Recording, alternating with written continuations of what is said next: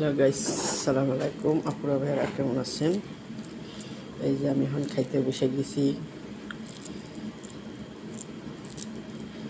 বিসমিল্লাহ। জানি না আপুরা ভাইয়ারা অনেক মজা হয়েছে। বোঝাই যাচ্ছে না যে ভাত দিয়ে রাঁধছি, মনে হচ্ছে চাল দিয়ে রান্না হয়েছে।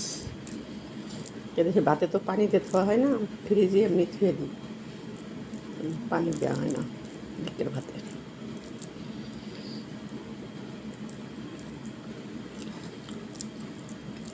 ফ্রিজে এমনি ধুয়ে দেয়, যার যখন মনে হয় সেই যখন গরম করে খাই। হ্যাঁ, আর এটা অল্প জিনিস রান্না পছন্দ করে না, বোঝেন। একজন দুজন মানুষ যদি খায় একটা মুরগি রান্না করে।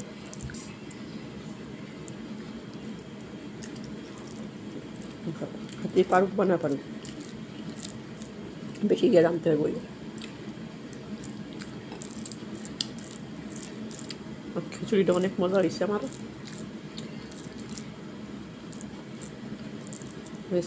চাল দিয়ে রান্না মনে এত মজা হয় না, এমন মজা হয়েছে।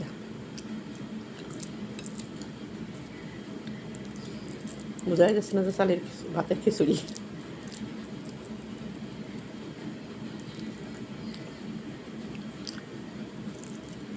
দানা জিনিস না ফেলতে অনেক মায়া লাগে। আজকে এই ভাতের দুঃখে বুকির ছেলে মেয়ে স্বামী সন্তান ফেলিতেই প্রবাসে। দানা জিনিস নষ্ট করতে অনেক কষ্ট লাগে।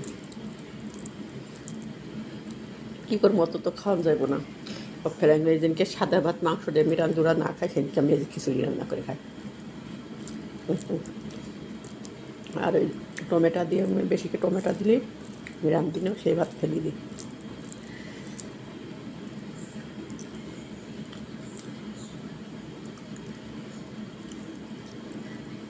আর এক ডেক্সি আছে শুক্রবারের ভাত। আচ্ছা, জিজ্ঞেস করলাম পেটিটা খাইব নাকি, ওটি গরম করে দেবো। যদি না খাই গরম করবো না, ওটি ফেলাই দেবো কালিকে। এই যে খিচুড়িটা আছে আমার 2 দিন চলে 3 দিন চলে যাবে।